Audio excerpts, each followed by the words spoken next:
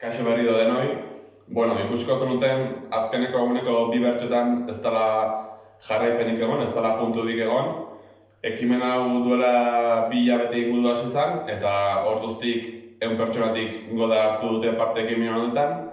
Eta erabaki dugu ekimenak bere helburuak bete ditura eta bukaera bat ere eman behar zaiola. Enez asko luzatuko, baina bukatu horretik eskertza pare bat eman nahi dituzke.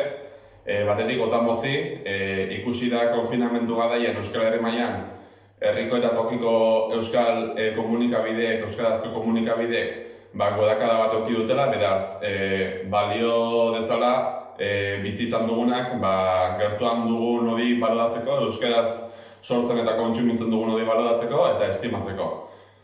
Bestetik nola ez, kate luze honetan parte hartu duten guztiei gure eskertza eman nahi diegu, eta baita ere, egunez egun, bideoak ikusi dituzten horiei eta bertsoa kantatzeko gogoz genditu direnei. Izango dira aukera gehiago horrelako bertsoak eta egiteko. Azken eskertza bat ere, ikusi ez dan arren edo nabaditu ez dan arren, kateak momentu batzutan ere pixat errenka egindu eta kateak aurrera jarraitzeko lan ikusezin bat ere egon da atzean eta horri ere eskertza bat aitortu behar zaio. Kate hau hasi genunean martxoan bertxoko ekimena bertan bedan geratu zelako izan zen nagusiki. Animatzen zaituztegu hurrengo ekimenetan parte hartzea eta laizzer ikusten dugun elkar. Eta txapa bakarrik ez da izango, ekimen honen bukaera, niri puntudik ez ailegatu arren egokina bertso batekin bukatzea da, eta bertso bat bota eta horrekin utziko dugu ekimen hau.